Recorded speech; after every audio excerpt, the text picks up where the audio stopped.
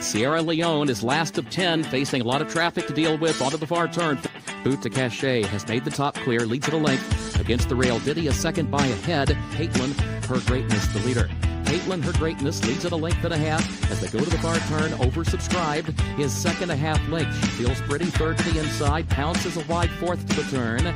War Campaign draws within a half length of the lead. Now matching strides. Kings Barnes moves up behind him on the outside. Epic Ride swings wide. Just a touch between horses. Doorknock has to shift lanes along with Sierra Leone. Boot to Cachet still has the lead. Didia, English Rose toward the inside. She feels pretty.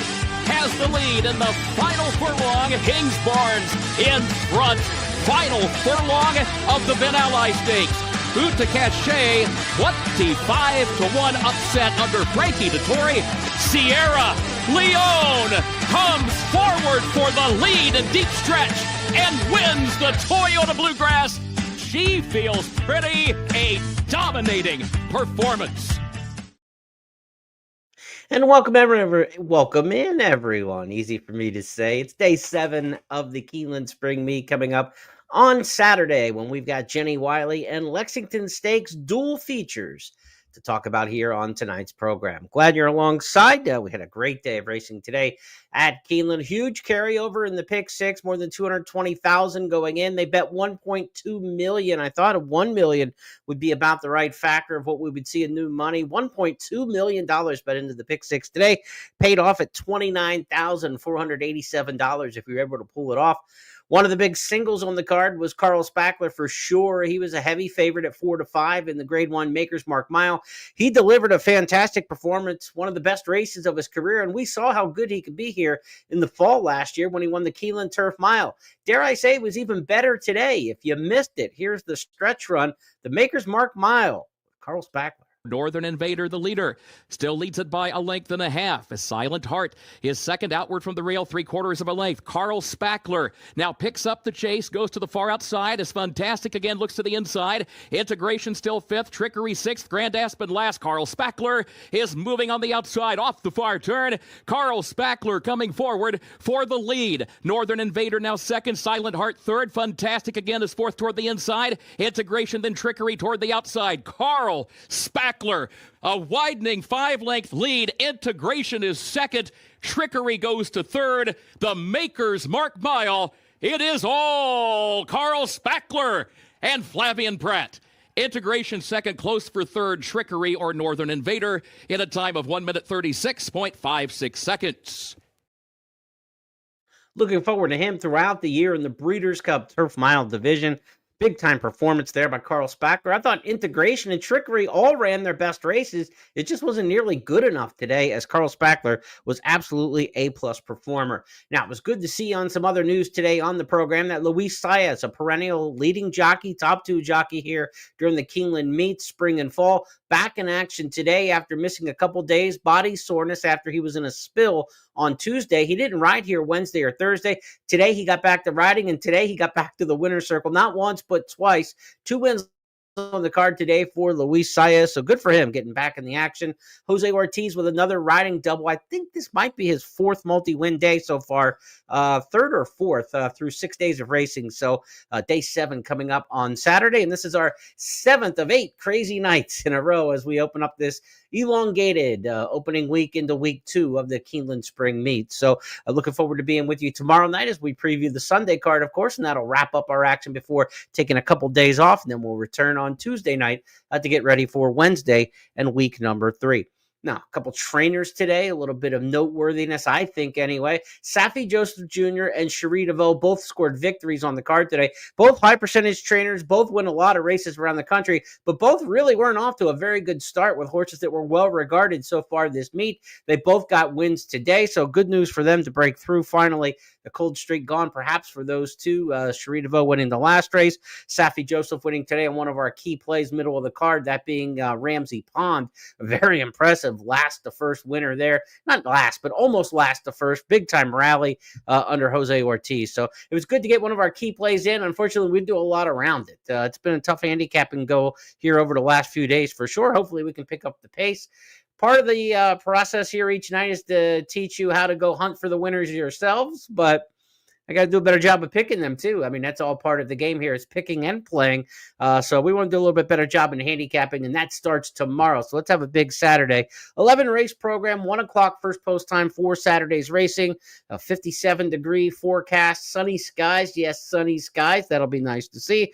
Probably start off with a good track, maybe fast right off the bat and get the fast by the end of the day. Turf course, probably good.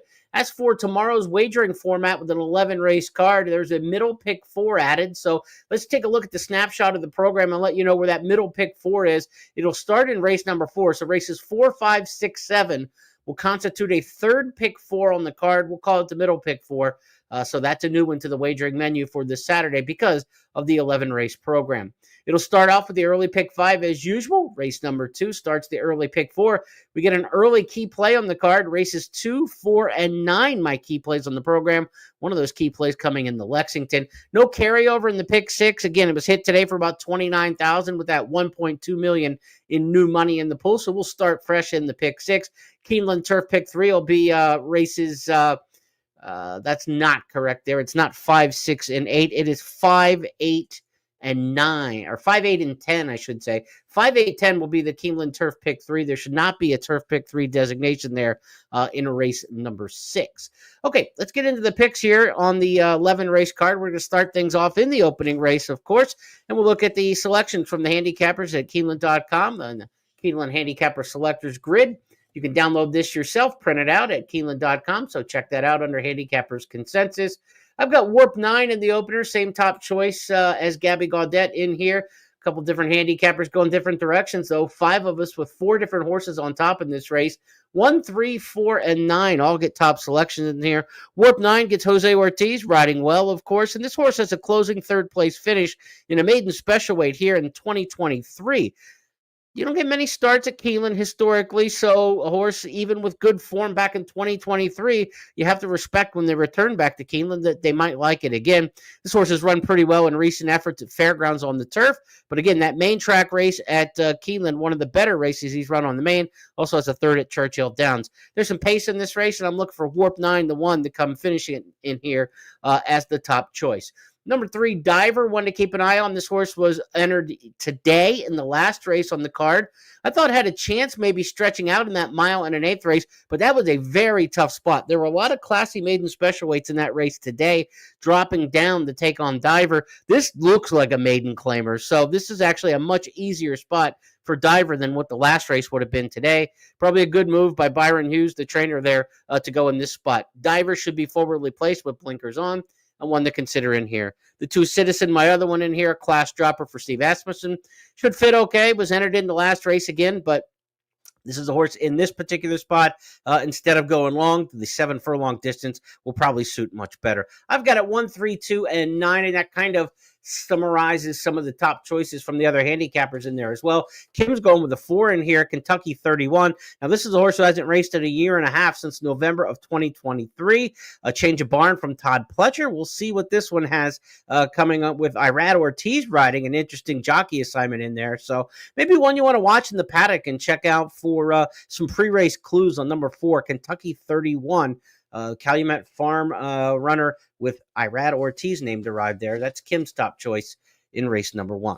So that's going to start off the early pick 5, race number 1. I think you want to get a little bit of coverage in there. I would go probably 2 deep in here, if not 3. 1, 3, 2, maybe also toss in the 9. See what you got in the other races and try to narrow things down a little bit. With key plays in races 2 and 4 for me, I can spread a little bit in race number 1 the way I'm looking at the ticket in terms of playing a pick 5 if we choose to do so. But race number 2 is going to be our first key play of the day, and in the second race on the card, it'll start a pick 4 in here, races 2 through 5 in the early pick 4. I'm on number 6, Mr. Bob. Nobody else has Mr. Bob anywhere, and I like that. That puts me on the island. This horse is 8-1 in the morning line. Mr. Bob the 6. This is a 40,000 open claimer going 6.5 furlongs. By Practical Joke, who gets 23% winners here on the main track at Keeneland. That would be a nice pedigree play, but we don't need a pedigree play when Mr. Bob is involved because he's run twice at Keeneland and he won both of them. So we know he's a horse for course. Obviously bred to like it here. But what I like about Mr. Bob is if you look at the past performance lines, this horse was claimed for $40,000 last April by trainer Mike Maker. The last 2 times this horse ran at Oaklawn, there's a W in the past performances next to the claiming price. That means it was eligible for a waiver. Coming off a long layoff, you can run for a waiver and can't be claimed in those races. I think that's a significant move because I think Mike Maker knew he had a horse for Keeneland. He claimed this horse for $40,000 last year. He had a horse who's 2 for 2 over the track at Keeneland, and he ran in waiver races at Oaklawn so they couldn't be claimed. I think he protected the horse, as we like to say. The horse who beat him last time out, Payne, is a 10-year-old Win Machine, a really nice horse. He's coming out of a good race. I mean, Payne would be a heavy favorite, I think, in this particular spot. So I think Mr. Bob, well-placed. I think he's going to be a tough one in here. Juan Hernandez rides for Mike Maker. They've been an interesting combination. Hernandez, really Bob Baffert's a rider in Southern California for the most part in the wintertime. He's riding here as Santa Anita's off for a couple weeks between their classic meet and their Hollywood meet that they have coming up in a few weeks. So Hernandez had some time off. He came to Keeneland. He's won a race or 2 already and is riding well. So Mr. Bob for me in race number 2, the first key play on the card. Looking forward to diving into him and nobody else picking him. So maybe we can get the kind of price that's listed there at 8-1 in the morning line. Number 5, Tagliatelle, is one you want to keep an eye on by Taprit. Taprit's a sire who coming into this meet had won 5 of 14 with his offspring. Tremendous win percentage there. Mike Tomlinson trains. This is a horse, Tagliatelle, who's run once at Keeneland and ran a decent third here in Allowance Company. That was back in the slop last spring. Has decent form coming into this in terms of a second off the layoff situation. We're running for a good optional claimer allowance type race at Turfway. Ran 4th of 8 in there. Second off the layoff, horses generally show some improvement. 6-5 the way I like it. Cape Trafalgar, one who kind of has been a bit of an underachiever over the years. He's run at Keeneland 4 times and has a pretty good ledger, but he was well backed in almost every one of these starts that he's run at Keeneland, and I think he's kind of disappointed a little bit. He did get a victory here during the fall meet and finally come through at 9-2 odds. He takes a big class drop. Safi Joseph did that today successfully with the horse we had talked about already in Ramsey Pond. That's how Safi kind of got his meet going the right direction. Today, he'll drop the class with Cape Trafalgar. Again, 6, 5, and 2, all horses I think that have a shot in here. But I think we're going to get nice prices with the 6 and 5, and that's the way I'm going to try to attack this race. Cape Trafalgar, I think, will be well backed and might be a bit of an underlay. So we'll try to beat that one while respecting his form. But we'll try to beat the 6 with the 2 with the 6 and the 5. Those are my top choices in race number 2. Let's shift gears now and go to the 3rd race on this Saturday card. Again, 11 races getting underway, 1 o'clock Eastern. For those of you just joining us on the show, welcome in. Day 7 of 15 here at Keeneland. We hit almost the halfway point as we get through this card on Saturday, and into Sunday we'll hit the halfway point midway through that program. So time flies when there are no off days in the Keeneland meet, that's for sure. We're almost to the halfway point of the season here once we get through this weekend. Race number 3 on the card is a 1.16 maiden special weight. These are races where you can catch yourself a price. Maiden special weights on the turf going long this time of year. Favorites are only 15 for 72 in these races historically in spring meets. So you can beat these runners and you get a decent price. The average winner in these races, 6-1 odds. So good betting opportunity at race number 3. If you find a horse at a little bit of a price, don't be afraid to dive in at said price. Number 9, the Ravida is going to be my top choice. Comes in from Gulfstream Park. That's a key factor in these maiden special turf races. Gulfstream performers have 29 wins in the 72 races we talked about. They win well over a third of them. No other circuits produce more than 11 winners. So Gulfstream well in advance of Fairgrounds when you're looking for these turf maiden special weight horses. And the Ravida, the 6, comes in from Gulfstream. George Rusty Arnold, the trainer. Rusty's got a good history here in these kind of races. Maiden special weight long on the turf in the spring. He won a very similar race with a horse from Gulfstream in 22. He won a very similar race in the 23 spring meet with a horse from Gulfstream. I think he can do it again with the Ravida. Luis Saez named the ride here. Again, Saez coming off a 2-win day, showing no ring rust at all after being off for a couple days with that injury. So my top choice in here in race number 3 is going to be the 9, the Ravida, also picked on top by Gabby in this particular spot. Top 3 picked by a couple of the other handicappers as well. I think you'll get a fair price, but not a short price on this one. And we don't want to take a short price in a big field turf maiden special like this. These races just aren't worth taking the very, very short prices. I'll be ready the 6 could improve, second career start. This is another one with Gulfstream form. Shug McGahee does well with the long-winded turfers these days. In the latter part of his career, he's kind of become a route distance trainer on the turf. He puts blinkers on. Joel Rosario rides, a good pairing. Paco Lopez rode this horse, I'll Be Ready, down in Florida. An interesting point there. Paco, to me, has always been much better on speed horses. When you think about your different jockeys, what do they do best? What are their styles?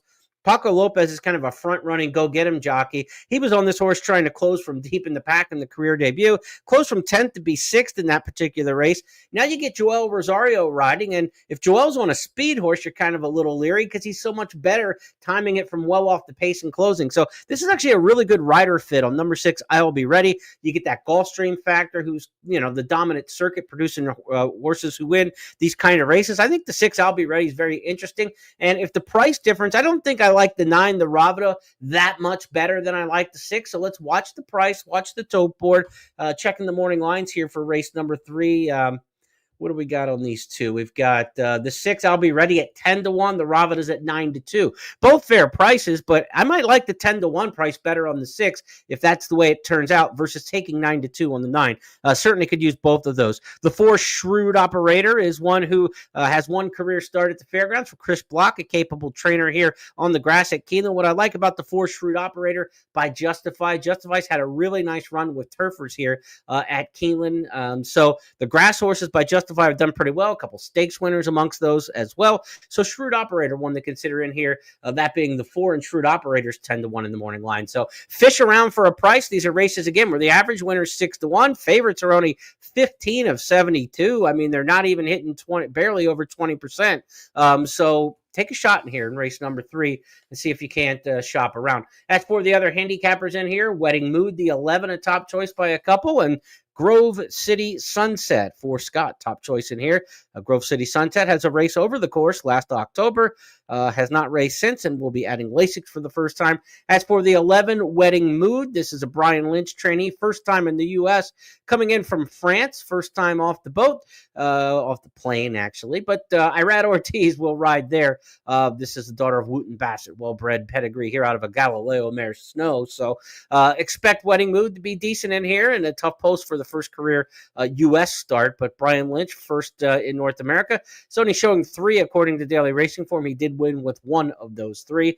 But if you got Irad riding, that's always a good sign. So Wedding Mood, certainly a consideration in here, but get some value in the 3rd race Saturday. Let's go now to the 4th on the card and back to the snapshot. Again, want to remind you that middle pick 4 is going to start in this race. Pick 4 on races 4, 5, 6, and 7. Normally, we don't have these midday like that. So the 11 race card gets us the 3rd pick 4 on the program. And it's got my second key play of the day coming up right here in the 4th.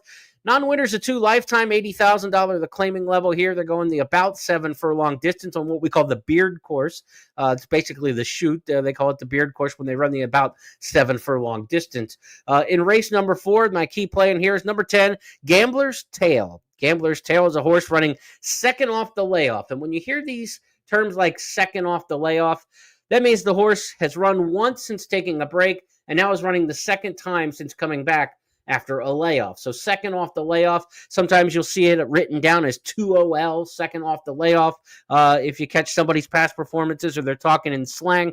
But what I like about that form cycle is a lot of times when a horse comes off a long break, with some trainers, aren't really given a strong effort in the first race back. They just want to kind of get them back into their form, and then the second time the horse makes a big leap forward. How can you tell if a horse is going to run well second off the layoff? Well, look back in the running lines in the past performances that you have and see if they've done that sort of thing in the past. And if you look at Gambler's Tail, this is a horse with 9 career starts, so you get to see the entire career. Gambler's Tail got beat first time out, second time out, second start of the form cycle, second off the layoff, won that race and broke its maiden. Then you go back to 2024, laid off June to September. First time back, ran third, got a 70 buyer. Second time, second off the layoff, ran second, an improved effort with a better speed figure. So this is a horse who's already ran second off the layoff twice and improved both times running second off the layoff.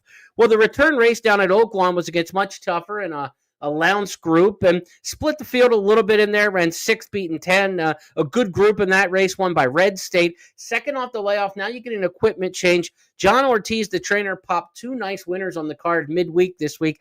I want to say it was Wednesday. It might have been Thursday, but one of them was one of those horses that was like big balloons, $80, $90, $100 type horse. So John Ortiz has 2 winners already this week.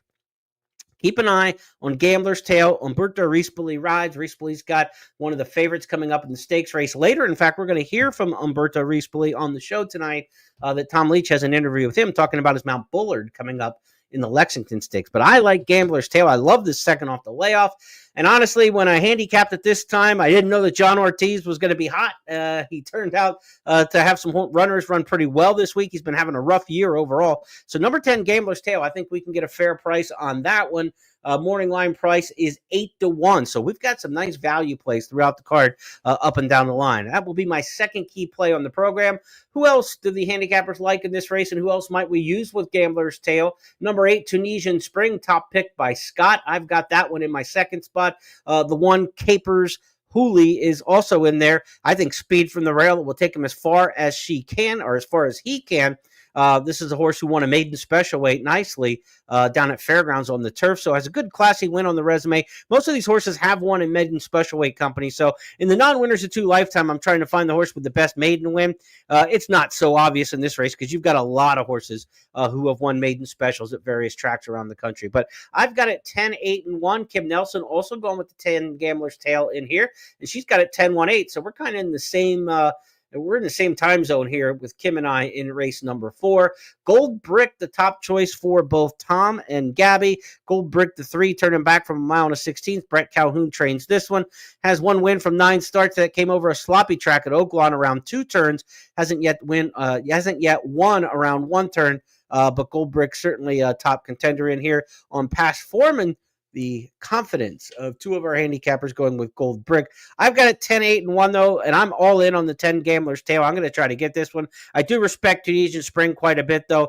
This horse did win here over the track at Keeneland in maiden special weight company. It's Wesley Ward bringing one back off the layoff with Jose Ortiz. Strong, jockey and strong trainer in there. Bullet workout for the return. So the 8 could definitely be part of this, but I'm heavy on the 10. But if you're playing multi-race wagers, you could definitely talk me into using the 10 and the 8 in this particular spot. But I'm going with Gambler's Tale. I want to get this horse first. I want to get this horse on top in tries and supers. We've got a big field of 11 to work with. Try to work in some other prices underneath, but 10 with the 8-1 with all, 10 with all with the 1-8, and maybe try to get a little big number bingo underneath this horse who's 8-1. No matter what, if you're playing a horse that's 8-1 and you're playing in the gimmicks, make sure you get some money on the win end. You don't want to let nice prices go. Who are going to cash and score for you. 5-1 or less, I don't mind playing the exotics and letting a horse go. If I've got a horse I like at 4-1 and I really want to attack, and I'll go after tries and supers and try to take advantage of the big field size and the potential returns, I'll pass up a 4-1 winner, 5-1 winner, right around there. But you start getting up in that 8-10-1 range, you want to make sure you get some win money on those kind, because when you're right, you got to get paid. And look, if you cash the win bet, you might cash the try too, right? I mean, so you can do both, and you can certainly cash the win bet and not hit the try. So you might end up still making money that way. But again, don't pass up a nice priced horse. We've got 8-1 in there. I would definitely get some win money on Gambler's Tale on race number 4. Let's go to the 5th race next up on the program. This will be the start of the Keeneland Turf Pick 3. Again, Keeneland Turf Pick 3 will be races 5, 8, and 10. Again, disregard that in the 6th race. I made a graphical error there in creating the graphic. So race number 6, there is no Keeneland Turf Pick 3. It is here in race number 5. Turf Milers here, and we are going a mile on the grass in entry-level allowance company, and allowance races on the turf this time of year. And turf miles, there's really 2 things you're looking for. Horses from Gulfstream dominate the turf allowance races typically, and the turf miles here at Keeneland, you're looking a lot of times for horses making their first start of the year. Horses off the comeback do extremely well in here. So you're either looking for Gulfstream or you're looking for a horse on a big break in here. And so far this meet, we've had 4 races on the turf going long that weren't stakes races, either maiden specials or allowance races. Gulfstream horses have won 3 of those 4 offerings to this point in the maiden and allowance ranks on the turf so far early in the meet. So Gulfstream is always a good place to start with these, or a horse coming off the layoff. I ended up going with one of the layoff horses in here, Warlander, a horse who ran here at Keeneland, ran a good fifth in the Bourbon Stakes last year. That was a good addition and a productive addition of the Bourbon Stakes. Good afternoon. Clock Tower came out of that race and won. So I think Steve Asmussen's got one here under Joel Rosario. That's a good pairing with the rider. I think he's going to finish strong. Outside draw, they're probably going to drop back and make one big run with them. I expect the 11 Warlander to be effective here in race number 5. But you want to mix in certainly some of these Gulfstream horses as well. The 9 Assertiveness for Todd Pletcher coming off a win from a really difficult post position. He was in the 12 hole last time out at Gulfstream and won from that far outside draw. That was the first start since Saratoga for that runner. So well-bred Assertiveness out of Isabella Sings.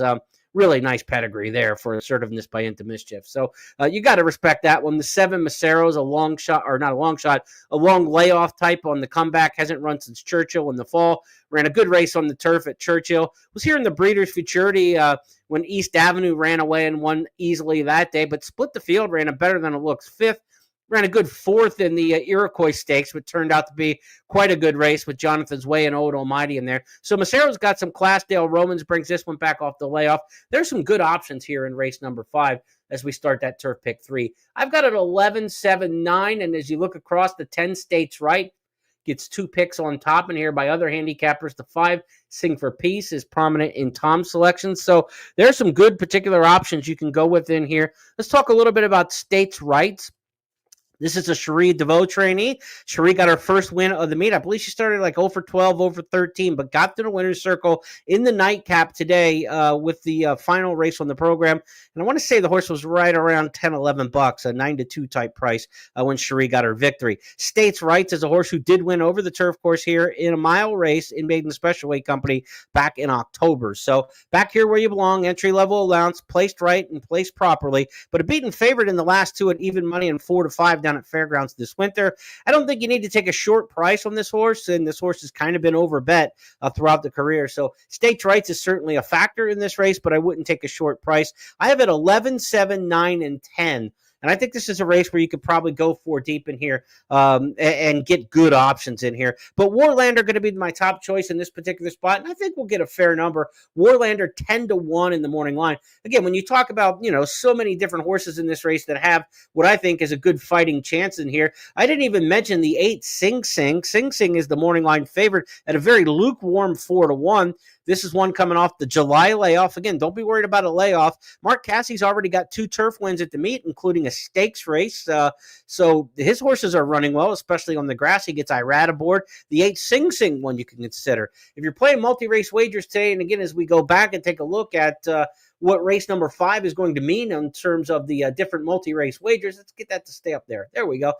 This is going to end the early pick 5. It's going to end the early pick 4, and it's going to start the Keeneland Turf pick 3. So there's a lot cooking, shaking in and out of race number 5. This isn't a race where I have a strong opinion on, but we have a nice price horse that we like some in Warlander. But you want to get coverage in this race, bottom line. Lean to the Gulfstream horses, lean to the layoff horses, but that's going to give you a pretty good number to still consider amongst that big capacity field there in race number 5.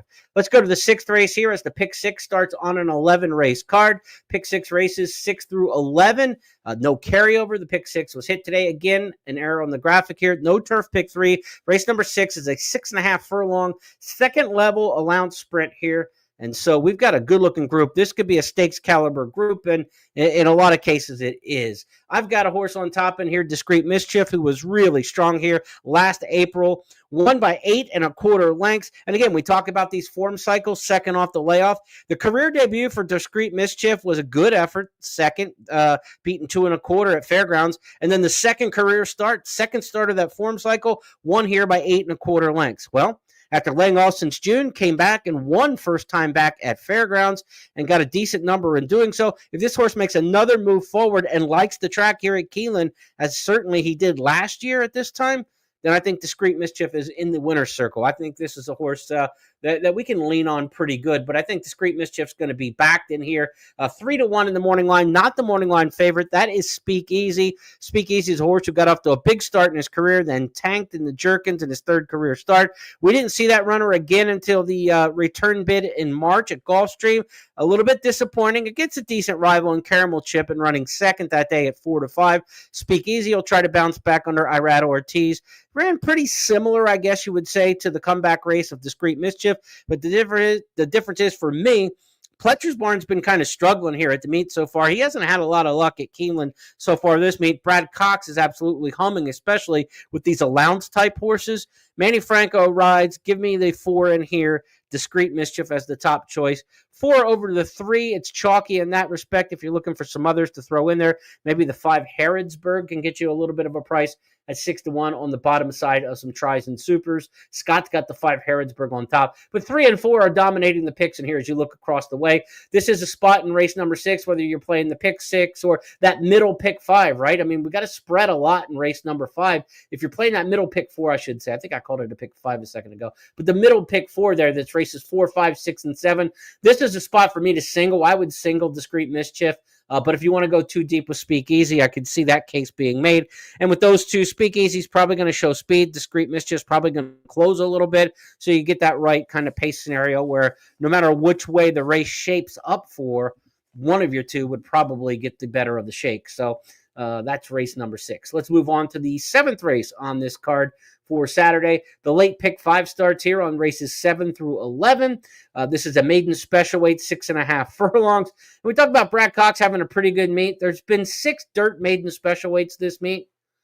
Brad Cox has won 4 of the 6 dirt maiden special weights so far this meet for older horses, not counting the 2-year-old baby dashes as maiden specials. So Cox has had horses with conditions, as they like to say. You know, when a trainer says, can I win a meet title? They say, how many horses do I have with conditions? Can you break your maiden? Can you break your non-winners at 2? Your A other than? Because those are the most common races in the condition book. Brad Cox has had maidens who are ready to run and ready to win at this meet, and that's why he's probably going to be a runaway winner with the trainer's title this spring.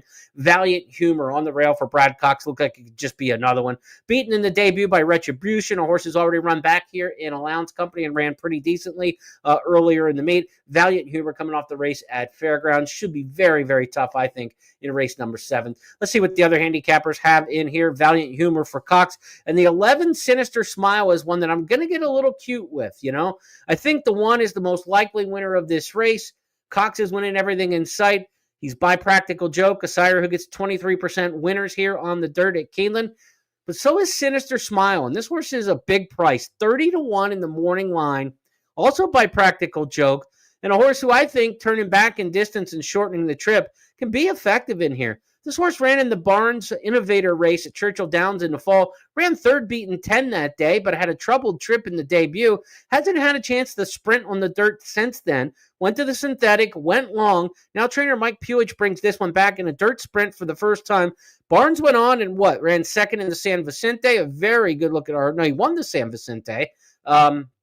And then was defeated in the San Felipe when going long, but a very good sprinter. Innovator, a really good sprinter and middle distance horse for D. Wayne Lucas throughout the winter. He's kind of, fallen off as terms of being a Derby-type contender, but he was a nice horse for a time in these kind of races. So that was a good effort by Sinister Smile, and I think maybe, just maybe, at 30-1 in the morning line, this is one to take a little bit of a shot with. But I think the 1, Valiant Humor, is going to be very tough in here. But the difference in price, Valiant Humor, 7-2, lukewarm morning line favorite.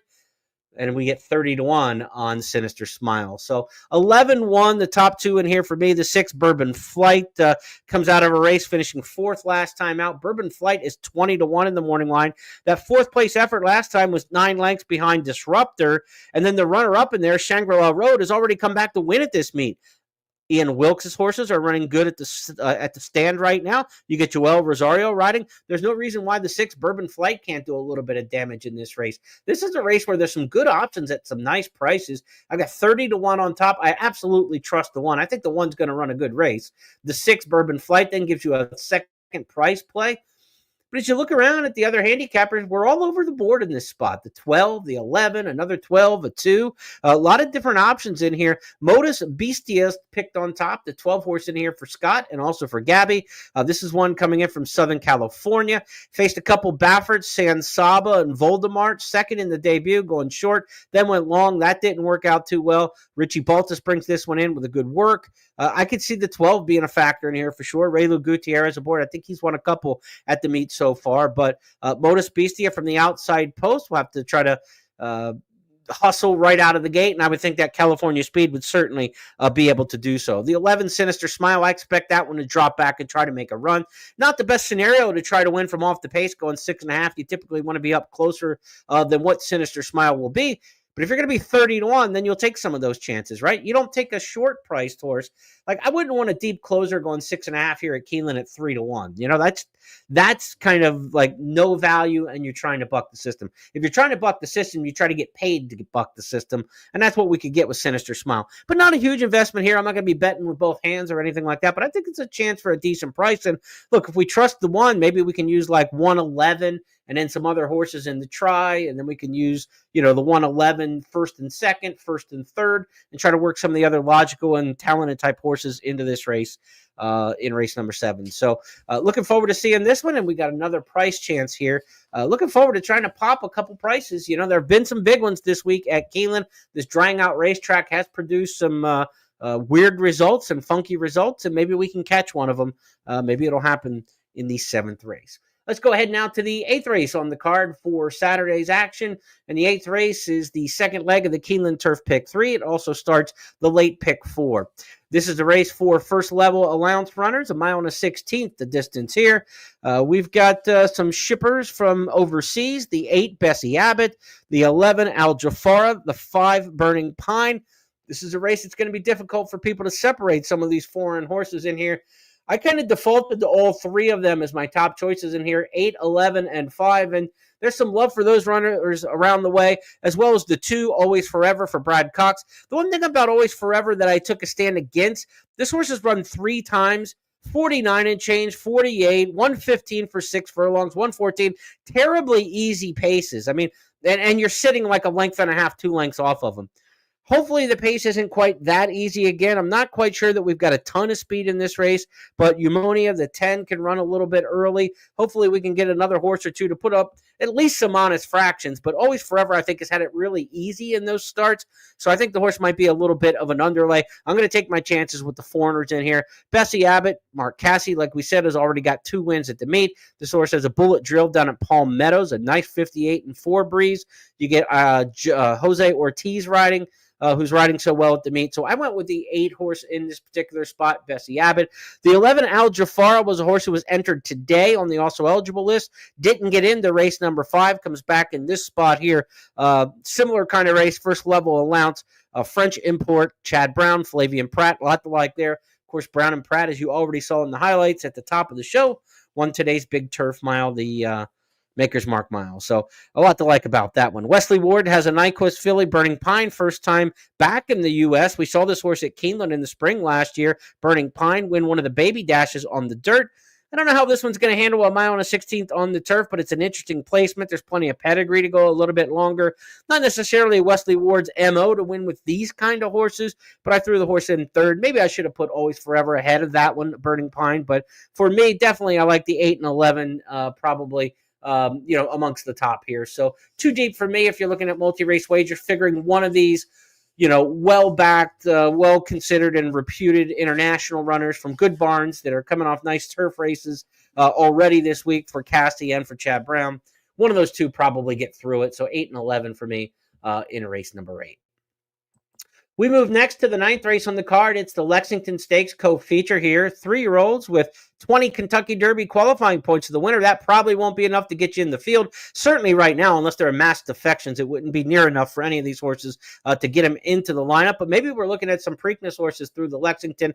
I've got a key play in this race, and it's a little bit of a historical nugget, if you will. Let's take a look at the field for the Lexington Stakes. 9 of them are entered. Rolando has already run this week. He's expected to scratch. He ran in the sprint race earlier this week, the Lafayette Stakes. Bullard, the morning line favorite, comes in from Southern California. Michael McCarthy trains there. Of course, McCarthy has, and Rispoli, they have the favorite for the Kentucky Derby right now, and the Santa Anita Derby winner, that being Journalism. So at one point in time, Bullard was the top 3-year-old in that barn. He was 2, not quite 3 yet, but he's been passed by Journalism. We'll see if Bullard can get his first big victory as a 3-year-old after having a good year at Del Mar at age 2. The other horses in here are going to take some big money. The 7 Prater for trainer Chad Brown. We'll get a chance to see his stakes race or his allowance race for this stakes debut coming up in just a moment. We've got some content to share with you from Tom Leach, the voice of the Wildcats. He caught up with jockey Umberto Rispoli and talked about Bullard. So let's listen in and see what the jock has to say about his mount in race number 9, Lexington Stakes. Tell me what has impressed you to this point when you've been aboard Bullard. Look, we are very happy with his last work. I think it was a solid effort for him. He gained a lot from the last work. Unfortunately, last time he got sick going to Arkansas. And look, last time we tried his last work. He was doing well. So with Michael, we decided to enter him in the Lexington. Hopefully, he's gonna like the Keeneland and the track. But I don't see why he shouldn't. Any concern about stretching out around 2 turns for the first time? Absolutely not. We wishing to run him longer, sooner than this time. It's a good-looking horse. He has such a big, long stride. He's built to go 2 turns, and we can't wait for it. Let me ask you about journalism. Tell me about his race in the Santa Anita Derby. Just watching it on TV, it looked like you really had to get into him, but once he responded, he took off. Yes, actually, yeah, he did an amazing effort for all concern, everything happening to the race. We drew the 1-hole, trapped it all the way on the fence, and with his ability, was capable to come out from the rail. We had to fold a little bit harder to get that spot that came in through, but once I was able to put him into the clear, he did the rest. He's a talent, intelligent, and really good horse. Going into a race that could have 19 other horses in it, was that a real benefit for him to get that experience? I think so. The Kentucky Derby, we know that we have always 20 horses, and we are covered around with other horses going left and right. He's a horse that will get benefit out of it, but I wish to have a very clean trip in the Kentucky Derby, which that would be the key, definitely. Have you let yourself think about? All right, Umberto Rispoli with Tom Leach talking not only about Bullard in the upcoming Lexington on Saturday, but also his Kentucky Derby mount journalism. Interesting, he mentioned that Bullard got sick on the way to Arkansas. That's Arkansas for those of us who are not Italian with English as our second language, but he was expected to run Bullard, that is, in the Rebel Stakes, but then came down sick and had to scratch out of that race. So this is plan B for Bullard, and we'll see how he makes out here in the 2-turn stretch out. He hasn't run around 2 bends yet. His last start, January 5th at Santa Anita, 3rd to Barnes and Romanesque in the San Vicente Stakes. Now, another horse coming out of a 7/8 of a mile race, one to watch in here, is Prater for trainer Chad Brown. He won the big grade 1 today. He looks for the grade 3 Lexington Stakes on Saturday. Prater coming off a nice win March 5th in his 3-year-old debut down at Gulfstream. They move by 3/4 in 1:10-3. It's all Prater. Prater off the turn now, asked to quicken, and he's quickening in kind, opening a 5-length lead on the others who just cannot stay with him. It's Prater. He's by Into Mischief out of a locally based Curlin's Approval, and he's a long-gone winner to start the late pick 5, or rather the coast-to-coast pick 5 and the late double. Prater and a jog. Kinetic Control second, Bear Claw Necklace third, CK Wonder. So we've talked about a couple horses in the Lexington who are going from 7/8 of a mile, trying to stretch out and see how far they can run. That brings me to our stat angle play here in the Lexington Stakes. This is kind of a middle of the road distance at 1.16 where a lot of speed horses are sent here because it's a graded stakes for $400,000. It's at the end of the Kentucky Derby prep season. They're not necessarily trying to make the Kentucky Derby, but this is your last shot to run for $400,000 for a while with some of these horses. You get to the summer races, and you've got another chance to kind of reload. But if you've got a horse who you're not quite sure how far they can run, and you can run a 1.16 for $400,000, this is a really big spot and prestigious to win a race at Keeneland. What you end up in the Lexington a lot of years is a very fast pace with horses who truly aren't 2-turn horses. We don't know if Prater can go 2 turns. We don't know if Gosker can go 2 turns, coming off of 2 nice races down at Gulfstream Park around 1 bend. Bullard from California, we don't know if he can go 2 turns. Which one of these horses can last the distance and get the entire 1.16 will be a big question. Touchy's another horse who was a really good sprinter last year, but got beat 9 lengths in the 1 attempt in the Sunland Derby. This is kind of their Derby day, if you will. but it can become a meltdown derby when they're all in the same race. And that's what we've seen here in the Lexington over the last 9 years. Since this race went back to dirt 9 years ago in the spring meet, favorites are 2 for 9, but we've had 3 winners, 11-1 or more. The average winner of this race, this is really kind of remarkable. The average winner of the Lexington Stakes is 5 lengths off the pace after the opening half mile. That's as far back of a profile as you're going to see. I get it, it's only a 9-race sample size, and there's not that much. But there have been some closers in this race that you wouldn't think can get there at a mile and a 16th that are let go at prices, but they get there because the pace collapses. If that happens again today on Saturday, I think the horse to pick up the pieces is Hypnus. He's one who showed some ability at Oaklawn this spring. They tried him at Fairgrounds in the Louisiana Derby. He ran 7-10, didn't get beat a mile, but that race didn't come back to him like some of the other races might.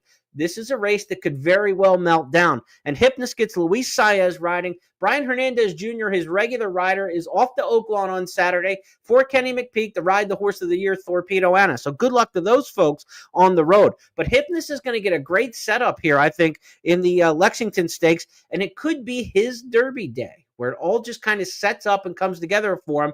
And we've seen that happen in this race over the years before. So I'm going with Hypnus on top here in the Lexington Stakes, and it's going to be one of my key plays on the card. I'm going in for him. Tom's got Hypnus picked second behind Bullard, but Bullard gets 2 top choices, 3 top choices. In fact, Prater the other. I'm tossing Bullard altogether. I think of the one-turn horses, I prefer Prater to Bullard, and even Gosger, the horse coming out of the races in Florida. Brendan Walsh trains there. The Floridians have run really well in the 3-year-old ranks, moving around the country. I expect Gosger to do some good things in here. By Nyquist, the horse who should obviously like Keeneland with the footing. Nyquist, a 21% winner here on the dirt with his offspring over the past several years. So Gosger's a factor in here. Give me the 8 on top with those other 2 horses, the 6 and the 7 underneath. So I'm playing 8-7, 8-6 exactas, and then 6-7 over the 8. So I'm going to get the 8 first or second. They call that a key box. If you're not familiar with some of the wagering jargon, we're going to key box the 8 with the 6-7. So if the 8 runs first or second and the 6-7's the other runner in there, we're going to connect the exacta in here. And I think we'll be doing so without the favorite involved, because I think 3 Bullard will end up the favorite at post time, but Prater may go favored too. This will be tight. I'm not sure if the betting public won't go to Prater in here, Pratt and Chad Brown. I would say maybe the 7 slight favored, but the 3 is certainly going to take a ton of action and be no worse, I think, than the second pick in here. But I'm excited about the possibilities with Hypnus in here. I'm going to take a good shot on him on a pace play, on a historical angles play. Race number 8, the Lexington Stakes, one of my 3 key plays on the card in the third and final of those. To race number 10, we go. The Jenny Wiley Stakes next up. The Turf Pick 3 wraps up in this one. The Jenny Wiley Stakes, Grade 1, $650,000 person here for the fillies and mares. It's kind of a sister race a little bit. We saw the boys on Friday with Carl Spackler winning the Maker's Mark Mile. They go a mile and a 16th here for the fillies in the Jenny Wiley, the traditional Week 2 Saturday feature of the Keeneland Spring Meet. Jenny Wiley has a field of 9 drawn in here, and there's not a lot of fluff. There are some horses coming in from overseas that we don't know a lot about. Excellent Truth, Choisia, and Jabara. We've got 3 of them from overseas. The 4, Vina Arana, was from overseas, Ireland, but got 1 start here at Saratoga last year, so is second time in the U.S. A lot of uncertainties about the Jenny Wiley Stakes, but the one thing we're sure about is Chad Brown's damn good in this race. 16 editions we have in our database going back on the turf in the spring.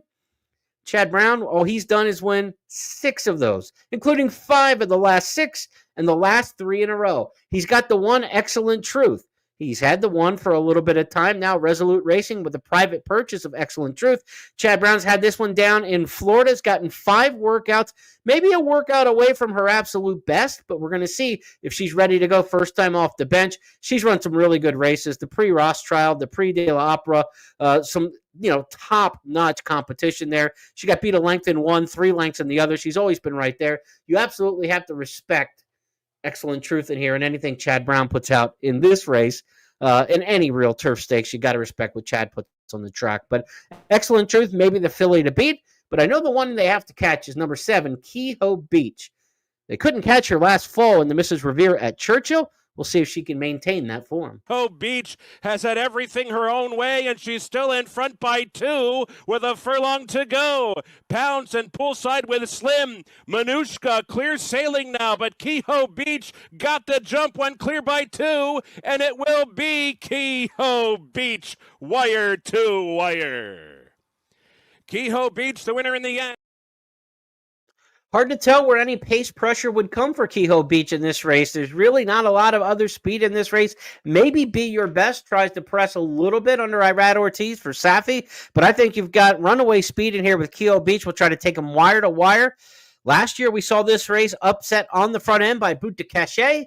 She went wire to wire in the Jenny Wiley at a big number. The jockey that day, Frankie Dettori, I think he's going to try to employ the exact same tactics. I'm going to take Kehoe Beach in what could be a little bit of an upset, but I think some other folks are going to jump onto that same lone speed angle. Scott and Gabby are on board with me in this particular spot. Excellent Truth, the second choice. Tom's going to go with Jabara, the 8 Sacred Wish, top choice in here for Kim, for trainer George Weaver. Sacred Wish, last seen in the Pegasus World Cup Filly Ameriturf when she was second, beaten a neck by Be Your Best. They get a rematch here at Keeneland. Little different turf course, and a little bit different maybe race shape, 46 and change, 109 and change down at Gulfstream for that race. I don't think this race is going to go very fast pace-wise. I think Kehoe Beach is going to be able to kind of call her number, and Frankie will try to milk it and slow it down as much as he can. So I've got the 7 in here at Kehoe Beach, but a lot of respect in here for the 1, Excellent Truth. Jabara I know less about, but I know the fillies she's run against. She's been against Porta Fortuna twice, got beat 3 lengths each time. Porta Fortuna, one of the best milers in the world of any sex at any country. So she's got some tremendous running lines. Do not be surprised. Jabara, trained by Roger Varian, isn't a major factor in here under Joel Rosario. So I would also consider the 6 in here. 7, 1, and 6, all horses I think you can make a viable case for in the Jenny Wiley Stakes. But top pick for me in here is going to be Kehoe Beach, but this isn't a big bet for me. I'm certainly more bullish on the pick in the Lexington Stakes going after Hypnus than in Kehoe Beach, but they're both pace plays, right? One sets up for a closer, I think, in Hypnus, and one may just let him rock the baby to sleep on the front end with Kehoe Beach in the 10th. So both pace plays, but I'm a little more confident in the pace play in race number 9 versus the 10th. Let's wrap things up with the 11th and final race on the card. Toyota Super High 5, no carryover. The wager was hit on the finale on the Friday card. Starter allowance company here going 7/8 of a mile. Autumn Rhythm, the 2, going to be my top choice in here. Vekoma had such a good run here last year with the Offspring, the first crop of Vekomas. This was a winner in October. Autumn Rhythm trying to come back to Keeneland and get back on the beam. Hasn't won since, but a decent effort the last few down at Fairgrounds against Carson Bay, a repeat winner. I'm going with the 2, Autumn Rhythm. Again, Luis Saez could have a big day. I've got a lot of Saez action, and I feel good about that. He's back riding well after those couple of days off, winning 2 races on the program today. Give me the 2, Autumn Rhythm. Only one taking that one on top in terms of a morning line price here. I'm scrolling through Equibase. Autumn Rhythm is 8-1 in the morning line. So another nice price play that we have here potentially. Just a reminder, I do not have the morning lines written on my past performances. I print them as soon as the entries are made. So I have to cross-reference to find the morning line. Helps me not be distracted, though, by the morning lines, and I can kind of handicap on my own and then work backwards to see where prices may or may not be. Autumn Rhythm, my top choice, though, in here is 8-1 in that morning line. The 6, Madeline's Promise, one you've got to watch in here. This horse comes off a 4th-place finish in the Devona Dale Stakes down at Gulfstream last time. A big drop in class from the Devona Dale to a starter allowance, obviously. 2nd-place finisher in that aforementioned Devona Dale Stakes, none other than Lacaro. We saw her win the Grade 1 Ashland here on Monday. So this filly only got beat 6 lengths by the Ashland winner. I would think she stacks up pretty good in a starter allowance. But this is a tough starter allowance because the reason this starter allowance is different than a lot of the others that we've seen, a starter allowance is a race that typically will restrict horses in a race that have run for a certain claiming level or less to be eligible to run. So it might be a starter allowance 10,000, and that means you had to run for a 10,000 claiming race in the last year or 2 years based on the stipulation of the conditions of the race. This starter allowance has a provision in it for horses who have started for a maiden auction price.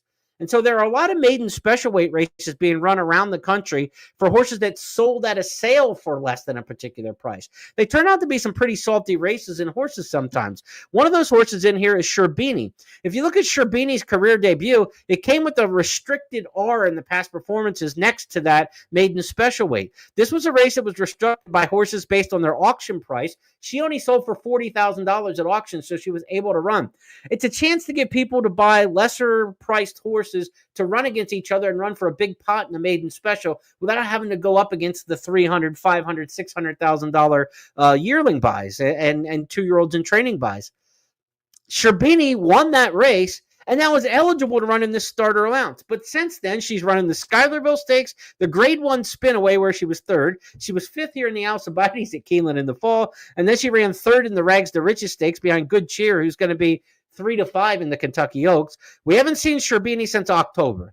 But boy, did they find an easy spot for a comeback. To be eligible to run in a starter allowance because of that claiming price, restricted purchase price, auction price in the debut. So very interesting conditions. That's why you read the conditions, the fine print. When we talk about the conditions, I don't know if you can see the top stuff at the top of the page here for each race. Those are the conditions of the race, and it's kind of the eligibility requirement, how you can get into a race based on your past successes or failures, or in this case, what kind of level of races you've run at in the past. Very interesting, though. 2 and 6, though, going to be the top horses in here for me. Also, the 8, Sherbini. I think she's got a big shot in here, but this race is turning back to a sprint for her. I don't know how she's going to be firing off the bench in here. Workouts are okay, not fabulous, but Mark Cassie's off to a pretty good start. I think you've got to use her for sure when you're talking multi-race wagers. 2, 6, and 8 for me in here for sure. Maybe you throw the 9 in for a little exotics love. Baytown Butterfly, who's going to be a nice price, 30-1 in the morning line. This is one with Omaha Beach as the sire. The Omaha Beaches do extremely well here. And this filly last time out was in the Fantasy Stakes against 2 fillies, Quiet Side and Simply Joking, who are going to be top 5, top 6 in the wagering for the Kentucky Oaks. So Baytown Butterfly is coming out of a much tougher race. She may run pretty well here in this spot when people are looking at other ones. So if you're looking for exotics in race number 11, the 9 Baytown Butterfly one to take a look at. Sherbini's probably going to be at a very short price, though. I think people are going to jump on those running lines, and I think she's going to be an underlay. Scott, Gabby, Kim all have Sherbini on top. Tom's got her second. I ended up putting her third in here, but I'm going to take a shot in here. Give me the 2, Autumn Rhythm. Again, I like these Vacomas coming off some good races, and you already know this horse has a win over the track. That's a good sign that we're looking for. You know, it wasn't a great effort in the Alcibiades. It wasn't a terrible effort, but Sherbini, one of the only times of her career that she finished out of the money was her one start here at Keeneland. So she's got to kind of prove it over the course. Why do you want to make somebody prove it, over the course at 4-5 or even money when you can get a better price on someone else? 3-2 in the morning line on Sherbini. We don't know if she likes the course. 8-1 on the morning line on Autumn Rhythm, who we know likes the course. So I'll take that and take my shot there with Luis Saez getting going from the inside here. Not a lot of speed from the 1, the 3, 4, 5. So the 2 Autumn Rhythm might come, out there a little bit better than some of the past running lines and get right up into the mix of the race. That's going to wrap up our handicapping for this Saturday card. We've got one more night on the 8 Crazy Nights tour coming up tomorrow night when we'll preview the Sunday card. Sunday card features Turf Sprint, the Giants Causeway. Talented turf sprinter coming in there. Paco Lopez coming in the ride as well. So we'll take a look at that card for you tomorrow night, 8:30 Eastern. Between now and then, be sure to check us out tomorrow morning. We'll have an update about an hour before post. We'll come on social media here on the X feed, on Twitter with at Keeneland Racing and a Horse Player Now with a daily update. Also, catch our morning updates in your email inbox with Substack, the free publishing service Substack. You can join my Substack there, jeremyplonk.substack.com, and I'll send you updated picks tomorrow morning with all my full card analysis and latest information and news as I do each and every race morning before the races at Keeneland. Also, you get other information from around the country. As you might have noticed today, we dropped the Countdown to the Crown weekly scouting report that we've been doing for the past 20 years, and you get that sent to your email inbox each and every week. You can also catch that at countdowntothecrown.com. More in-depth analysis there on the race at Keeneland for tomorrow, the Lexington Stakes, big recaps of all the major Derby preps last week. So sign up for Substack. You can get that or go to countdowntothecrown.com and pick up a copy of the Countdown to the Crown scouting report for this week. I'll be back tomorrow morning. Until then, have a great night, everybody, and good luck on Saturday. Sunny sky. Should be a great day of racing at Keeneland. We'll see you then.